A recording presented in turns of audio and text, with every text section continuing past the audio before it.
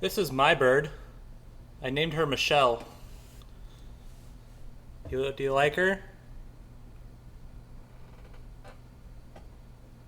There she is.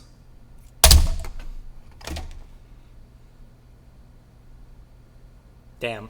Hey everyone, Brobuscus here, and welcome back to another Let's Watch a Death Battle. Today's episode, we've got a very interesting one indeed. I don't know why I have these on. There we go. I'm a professional, I swear. We got Jean Grey, the Phoenix from Marvel, versus Raven from DC. Now, before we get into it, of course, there should be a link in the description below. You can go watch the actual episode yourself. Go support the official release before watching some random guy on YouTube react to it, okay? Got it? Cool. So, with that in mind, so this matchup kind of came out of nowhere, didn't it?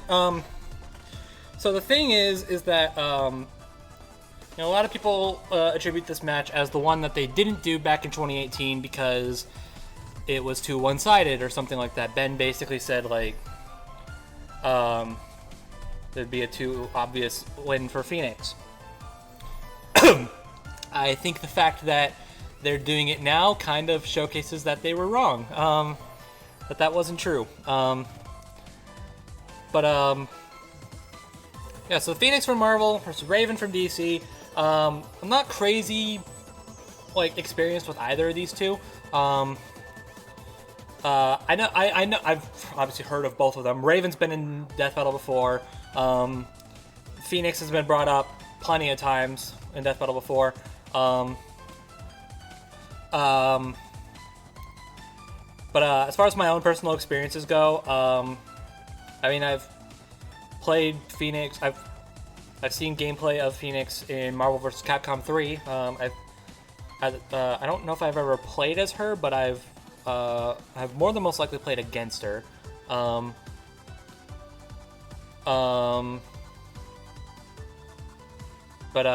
far as, like, cartoons or movies are concerned, I haven't actually delved into much of any of them. I know I did watch X-Men Days of Future Past, but I don't remember if Phoenix was in that. I don't remember much about that movie. I think I also saw the, like, second half of First Class when it was on TV at one point. Again, I don't remember if Phoenix was in it much at all, but yeah. As for Raven, I haven't watched much of the Teen Titans cartoon. I really do want to get around to fixing that at some point. I know Teen Titans Go was a thing. It was on TV. I got glimpses of it there, and I regret every second of it. It is really bad. But again, much like Phoenix, as far as, like, popular movies or TV shows are concerned, I don't really have much experience with Raven.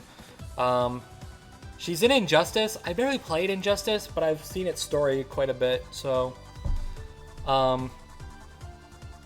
yeah, I'm not crazy. It's not that I'm not fond of these two. I think they're both pretty cool, but I'm not crazy experienced with either of them. So it kind of makes answering the question of who I want to win a little tricky. Because also, on one hand, I want Phoenix to win because I want Marvel to continue its not only to continue its win streak, but also, I say win streak. I'm more so against DC. I mean, like, I want Marvel to continue to have the lead over DC. You know, if Raven wins, they tie again, and I would rather Marvel continue onward with it. At the same time, however, I also kind of want Raven to win because I feel like she's like a super massive underdog in this fight. And I do quite like seeing the underdog victories.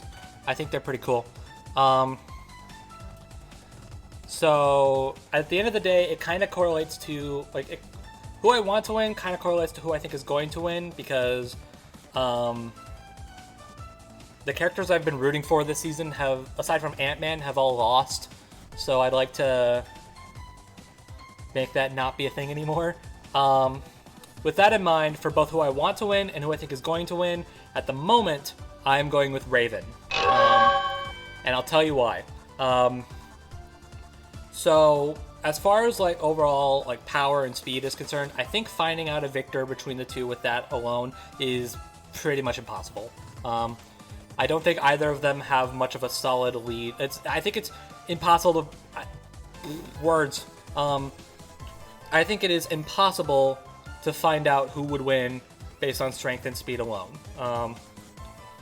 I think it's impossible to figure out who has that edge. So what I think it'll come down to is much like Black Adam vs. Apocalypse, much like last episode Vader vs. Obito. I think it'll come down to a battle of abilities and arsenal. But even then, with that in mind, they're still both pretty even with each other. Both of them have like soul powers. Both of them resist a lot of their repertoire.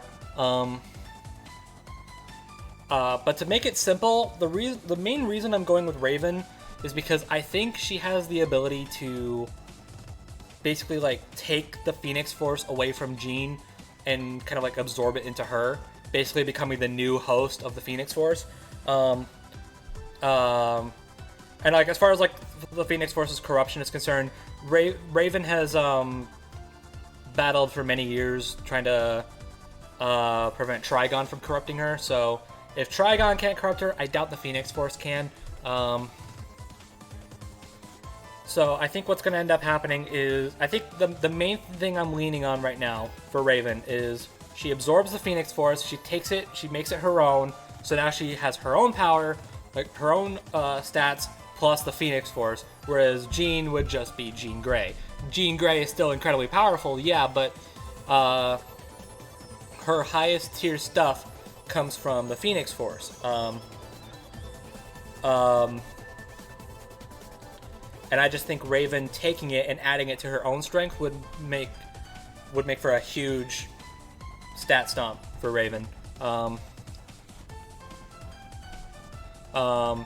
obviously, I think the main thing, though, is that I doubt that Raven just has to deal with Jean in order to win. I feel like she has to deal with both Jean and the Phoenix Force. So I think that's the biggest question I have on my mind, is can Raven take down the Phoenix Force, or at the very least, make sure it's not a threat anymore, like either by taking it down or by absorbing it into her own being. And I think she can do that, so I'm leaning towards Raven to win. I could very easily see how I'm wrong. I am not confident in this at all, but we'll just have to watch the analysis and see what they have in store for us. All right, let's do it. This episode is sponsored by BetterHelp. Okay.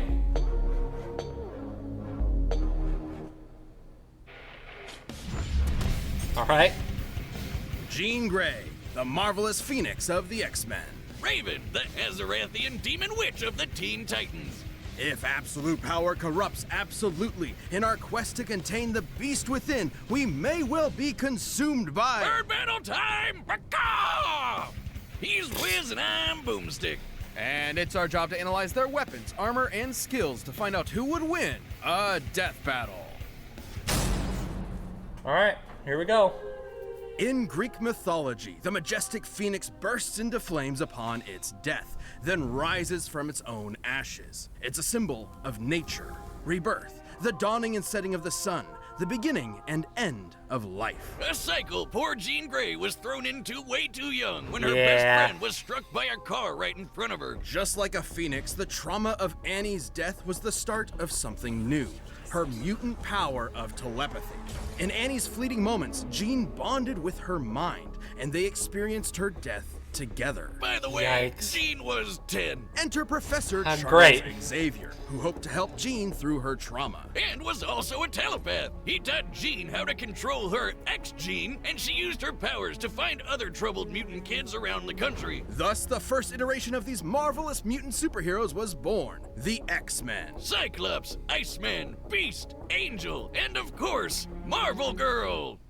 We can workshop that name. Jean's Yeah. potential as a telepath was incredible. Marvel So far Girl beyond isn't Xavier's exactly fact the that most he installed unique name psionic out there. blocks in Most her creative, mind to I limit should her say. full power. at least until she was mature enough to wield it safely. She can read and control thoughts, communicate telepathically, rewrite and erase memories, manipulate each one of your senses, and project her mind into the astral plane. Jean is also an expert telekinetic, capable of forming energy barriers, deconstructing giant machines, and even halting the blood flow to your brain. Starting to feel like the guy with big hands who can climb good is a little out of place, but Jean's life would change forever. Again, on one fateful mission. Trapped piloting a ship through a solar storm, the Marvel Girl came into contact with an incredible energy. It merged with her, greatly enhancing her power. But there was a catch. This thing wasn't just a power boost. It was a giant space bird! More like a cosmic being, which is the embodiment of the Big Bang, destined Yeah. to consume all of existence at the end of time.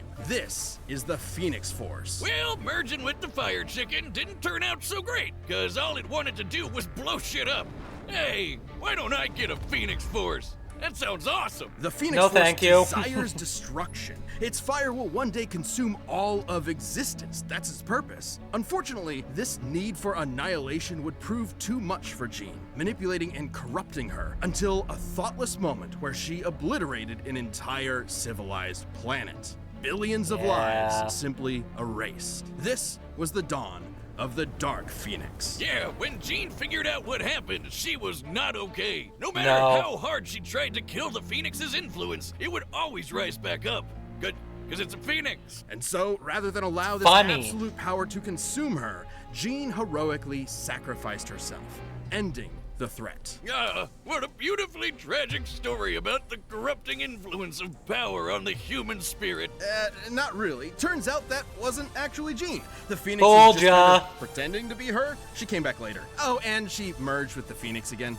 Well, that's stupid. But hey, A little absolute bit, power yeah. may corrupt absolutely, but it also absolutely owns. As the Phoenix, Jean can channel vast amounts of cosmic energy, absorb power from others, manipulate matter down to the subatomic level, and even scorch your soul with psionic flames. Flames that take Cool. the shape of the Phoenix itself, grow to the size of a universe, and burn hotter than a supernova. The Phoenix can basically do anything. Melt a Stop time, supernova. open How portals, does that see work? The future, raise the dead, and create pocket realities just for fun. She can fly at massively faster than light speeds and wage mental battles across infinite distances in seconds. El Pollo Loco even boosted Jean's natural mutant abilities to the max. She's physically strong enough to fight the Thing, and she's a stronger telepath than Moondragon was with the Mind Gem. You know, the Infinity Gauntlet bling that controls all minds in the universe? And Yeah. should Jean fall, the Phoenix can always resurrect her. So long as her soul remains intact, it will reform her body no matter how many times it's destroyed. Which is good, since she's died literally 15 times. As of this recording, at least.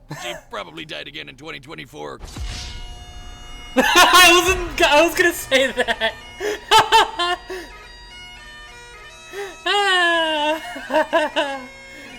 But hey, when Jean's not around, the Phoenix is I love jumping that. to other people. Rachel Gray, Hope Summers, Firehair. It's got a thing for redheads. Oh, do you think it was a bad idea to have Jocelyn study it?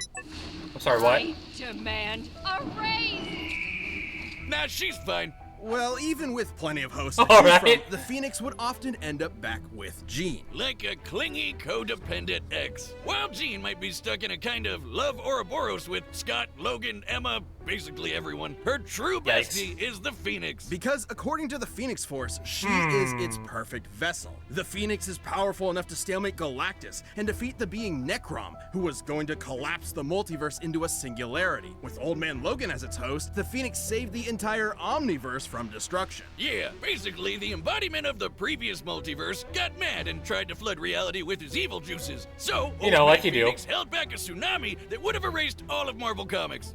Let's move on. Even after multiple idea. possessions, Jean was never quite free from the influence of the Dark Phoenix and the threat of its ultimate destruction. But Jean's like the nicest and most patient person ever, so she Yeah. eventually sort of got through to the Phoenix Force. And with their combined power emotionally stabilized, Jean reached her ultimate state of being, the White Phoenix of the Crown. Sounds like a Dark Souls boss, and just as bullshit. White Phoenix is a A little perfect bit. merging of Jean and the Phoenix Force, allowing her to control time and space and hold friggin' universes in her hand. And giving her dominion over the White Hot Room, the highest plane of existence and the center of the Phoenix's power. Beyond the far shore of reality, it is a dimension the Phoenix has complete control over and even gets stronger while in it. But Phoenix could never get out of that let's kill everyone mindset. So Jean finally confronted it and dumped his ass. Yeah, she dumped a cosmic god of destruction. You go, girl. Time to take back the good old days of... Wait, they're calling her Marvel Girl again? Roll it back. But like a phoenix, the two will inevitably rise again and reunite, refreshed and renewed,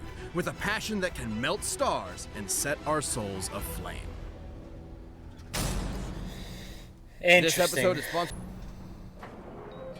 Once upon a midnight dreary, the demon Lord Trigon had a plan to escape his extra-dimensional prison. By manipulating a poor young Gothamite named Angela Roth, he would spawn a half-demon child that would summon him to Earth. See, this is one of the many reasons you don't live in Gotham. Thankfully, True. Angela was rescued and taken to a dimension called Azarath, filled with a bunch of Gotham smelly sucks. space hippies. And there, she would have her doomed daughter, Raven. The Azarathians were terrified of Raven. If she ever lost control of herself, even for a moment, she could release Trigon into the world and kickstart the apocalypse. So they trained her to control her mind, forbidding her from feeling any emotions whatsoever, and thus suppress Trigon's influence. Which is smart, since even without Trigon, she's strong enough to accidentally destroy the universe. I don't know, Wiz. Nice. Being told that if I get too mad or too happy I'd let loose the actual devil might just make me a tad bit stressed out of my goddamn mind. I call it A the little prequel bit, yeah. trilogy School of Psychotherapy. And much like a Jedi, Raven learned some sick magical powers. Raven is an empath and can sense the emotions of others even from across the universe. She can True. shape those emotions so precisely it acts as a form of mind control. She can sense your presence, absorb and redirect your pain, steal your energy for herself, communicate telepathically, erase memories, or just turn your brain off and put you to sleep. Her telepathy is Nice. so strong she could resist a mental attack from the Hive Queen, whose psionic abilities could overpower even Superman's mental defenses. God, I could use that some nights. And he can resist mind control from dudes who can destroy the multiverse. Seems like she's got this emotion shit locked down. What's the problem? Her very soul. While her body Yeah. is ostensibly human, her soul is the locus for Trigon's corruption, and she can separate it from her own body in the form of her silhouette. It's a bird! It's a plane! No, that's just a bird! This It's a soul bird. self is non-corporeal and can be controlled from an interstellar distance away. She can use it to fly, teleport across dimensions, possess people, smash ponies like a battering ram, and even absorb things into a pocket dimension of infinite darkness. I saw that Or joke in the nightmares. preview and I It was can like, also wow, I wish I saw regenerate that from here. Complete disintegration. Sort of like a soul healing factor. You know, they probably should have thought twice about making the person who could accidentally end the world such a badass. Given Raven's fear of her dreaded destiny, it's fitting that her soul self should take the form What of is her that? namesake, a raven. Across multiple mythologies and cultures, the raven symbolizes prophecy, death, and ill omen. Hey, if ravens mean bad news, what about gooses?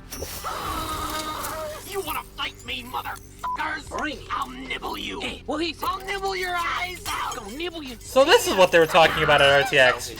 Oh, right. They symbolize assholes. Upon turning 18, Yeah. Raven feared Trigon's All right. growing presence and went to Earth to form a super team capable of combating him. Screw you, Satan! It's the Teen Titans! These Yeah. may seem like the Justice League Junior edition, but with Raven as their white and black mage combo, they were out kicking butt and saving the world. You can add Warrior too. On one of their adventures, Raven's physical body was enhanced to match Donna Troy, an Amazonian strong enough to withstand a blast from the Universe Buster Monarch. Well, that's just Oh, bad nice. game design. Raven's vast arsenal of magic includes lightning, force fields, illusions, telekinesis, shape-shifting, matter manipulation, stopping and traveling through time, and most dangerously, her control over souls. She can rip your soul out of your body and absorb it to get stronger. Even controlling a universe full of souls all at once is no big deal. And should someone great. attempt to possess her, she can tether their soul to hers, absorbing them. Like in a possible future timeline where she did just that to the four horsemen of the apocalypse. She got strong enough to destroy all of creation. She was called the Unkindness, which is actually the term for a group of ravens. Neat. All of Neat. these powers made her an incredible asset for the Titans. No longer alone in Azarath, awaiting inevitable doom, Raven found a new home with new friends. And a potential green-skinned love interest that DC is too cowardly to commit to. Come on, guys. We all ship it. Alongside Raven, the Titans true, have though. defeated the Church of Blood, the alien conqueror Mongol, and the Brotherhood of Evil. However, the more Raven used her powers, the more Trigon's influence grew, unleashing a frightening transformation. Dark Raven. Yeah, you can throw empathy out the window. As Yeah. Dark Raven, she's a force of pure destruction. A perfect vanguard for her pop's hellish army. Like in the New 52 era, where she led Trigon's forces, conquering worlds for, quote, an eternity. Even destroying her body won't do much. She'll just keep fighting as a messed up demon ghost. But the Titans were not fair weather friends. With their love and support, Raven overcame her dark side and purified her soul to battle her all-powerful father. We've been talking around him for a while, but Trigon is one of the biggest, baddest mother effers in DC Comics. It's Literally evil personified. He's wiped out the Justice League with no effort, including our old pal, pre-crisis Superman. The same Superman who flew so fast he broke the bonds of infinity. Trigon's destroyed True. entire universes, matched the fifth-dimensional imp Mr. Mxyzptlk, and even killed Dr. Fate in an alternate dimension. The same Dr. Fate who flew across reality at the velocity of God. Yeah, he's pretty strong, but so is Raven. You see, Yeah. Raven was raised as a pacifist, afraid that if she let loose her father's powers would kill everyone she loved. But in truth, Raven's power never belonged to her father in the first place. It was hers. And Trigon had no idea how strong his daughter really was. With the Rings of Azar, Raven bonded with Azarath to overpower Trigon and destroy his soul. Even though her body got nuked in the process, she just kept superheroing without it.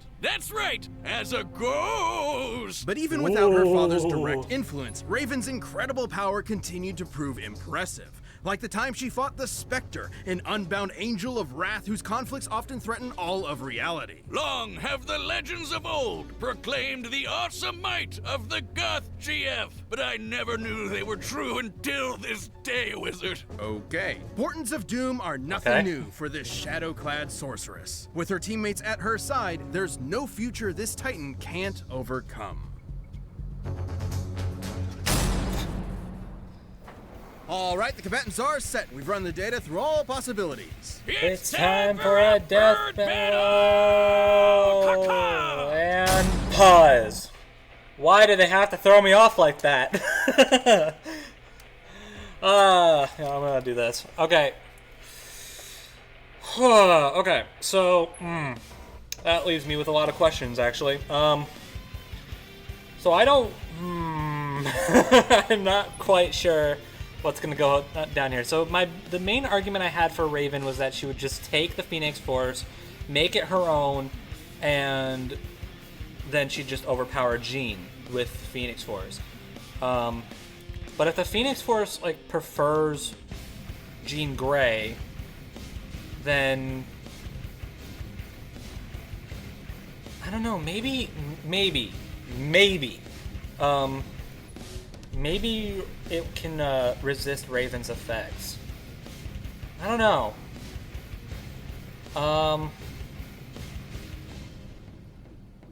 Fighting Trigon definitely has a lot of perks, but then at the same time, Phoenix has fought people like the Scarlet Witch or other Celestials. I mentioned it in a in one of the sidebars. They brought up Eternity.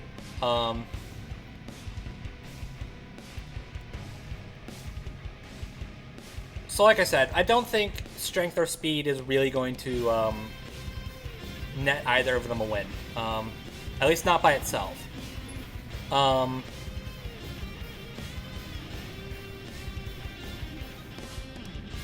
didn't mention it in before I started because I don't know, but they mentioned that that the Phoenix can resurrect itself and resurrect Jean. But I remember it taking a while. I guess there is the White Hot Room.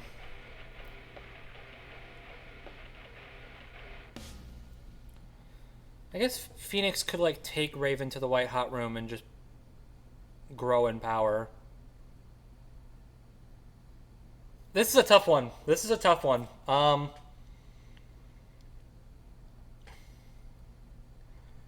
You know what? Because I'm not totally convinced on either side, and because I went for Raven at the start, I'm gonna go for Phoenix right now. And we're just gonna go with that. I'm just gonna go with the idea of Phoenix taking Raven to the White Hot Room, becoming more powerful, and then there you go. But Obviously, I could be wrong. I'm open to being wrong. Let's do it. This is a very pretty episode, by the way. This is a very pretty fight.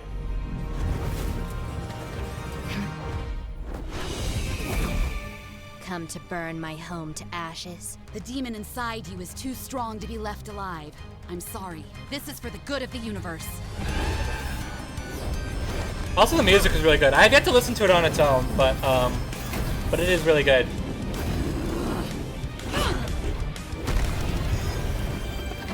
Let's see how crazy this fight actually gets. Azarat Metrion Zenthos!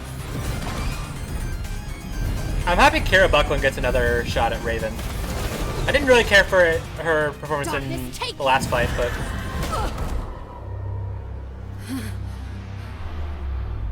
But it sounds really good here. What's the matter? Afraid of the dark. That especially, that's a really good line. You don't control my Alright, mind. preview ends here.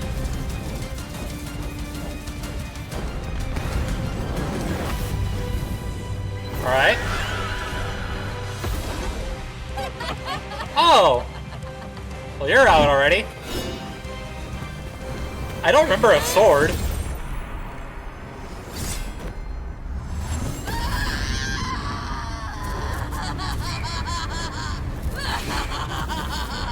And here comes Dark Phoenix. For you now.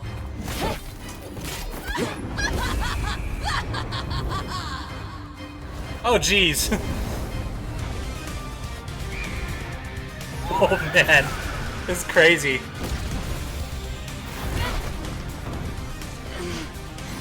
Where are they fighting?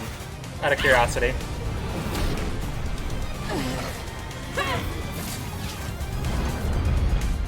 Oh, yeah, you know, sure, just throw an entire moon, you know, like you do. Let me cleanse you of your demons. Sear and scorch them all away.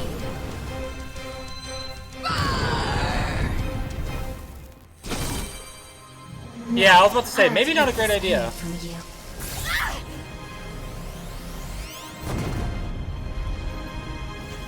Enough! I'm taking everything that twisted you to somewhere white, hot, pure! Oh, here we go with the white hot room. Scott, Charles, everyone, give me strength! I am not the daughter of a demon. I am a daughter of Azarat. Azarat Metrion Zenthos!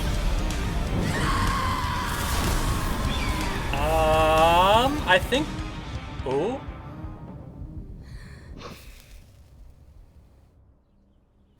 Did she do it? I think she did it.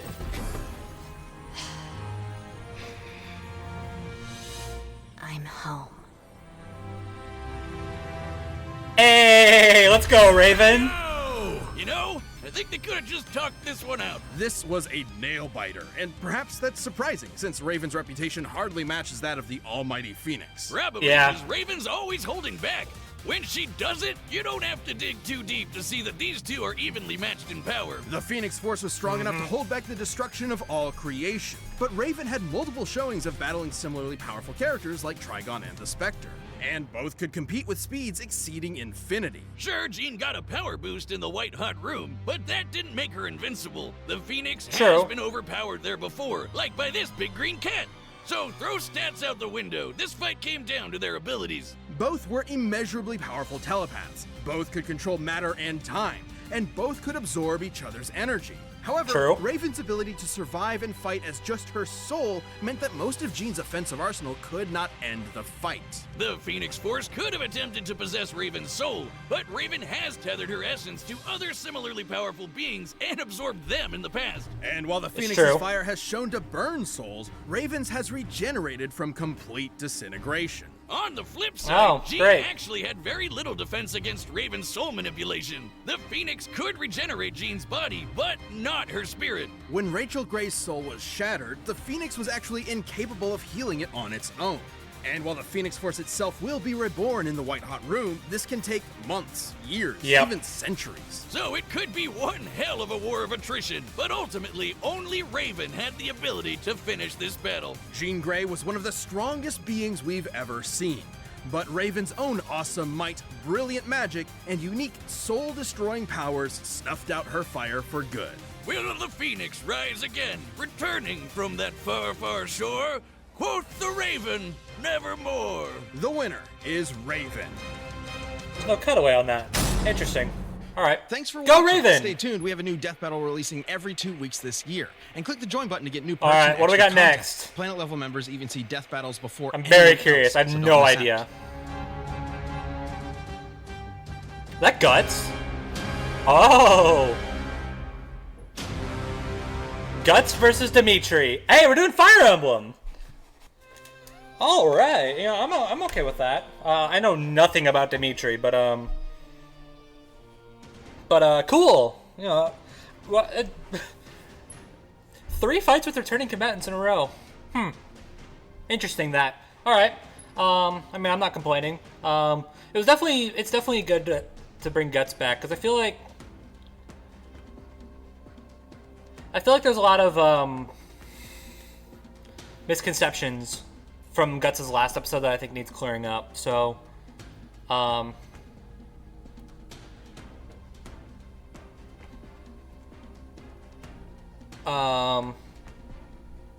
it's probably for the best we bring him back, to get a more modern analysis on him. But still, that's really cool. I'm okay with that. I am okay with that. I actually don't know who wins, because I don't know Fire Emblem stats that well. Dimitri's from 3 houses, I want to say. Hold on. I'm gonna make sure I'm right on that.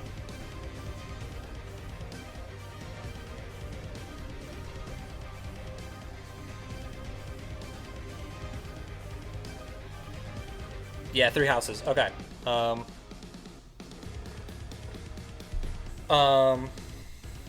So I don't know 3 houses stats that well, so I know Guts gets like, I'm pretty sure it's like some solid like multi-city block and massively hypersonic, I want to say. I forget. I think at the moment I think I'd rather Guts win, because I just know him more. But I think just off like first impressions, like what's rolling to my mind right now, I think I'm gonna go with Dimitri. Just a hunch, I guess. So yeah, but that'll be very interesting. I'm very interested to learn about that one. I'm surprised, like, Guts had a couple of matchups that I thought were like relatively equal in terms of popularity. I think this was one of them. I think what was it? Claire was another one. I forget where she's from, but I think I remember hearing that one.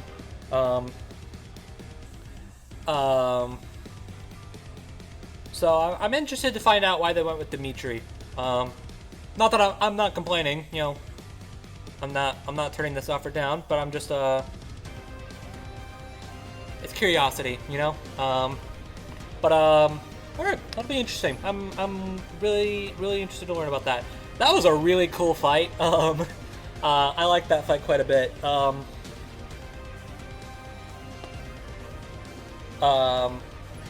Just seeing the different, like, the forms that both of them took. They spent most of it in with Dark Raven and Dark Phoenix, I'm pretty sure.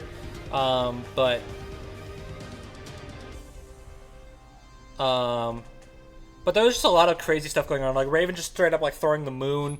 It's like, like you do. The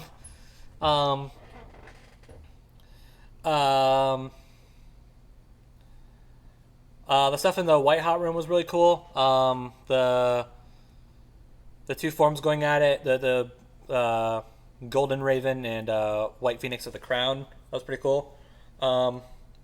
I'm glad I was right. I've kind of been on a losing streak lately with both my preferred characters and my predictions. So I'm glad that both of them ended up coming back this episode. So, I'd still say that's probably my favorite sprite fight of the year so far. I'd still say I like Dark Souls versus Skyrim more, but and probably Vader versus Obito as well. I don't know. I'll have to go back. But yeah, I really enjoyed that episode, and I hope you guys did too. So with that in mind, I'm just gonna go ahead and wrap it up. So thank you guys for watching. Hope you enjoyed, and I'll talk to you all in the next video. Bye, everybody.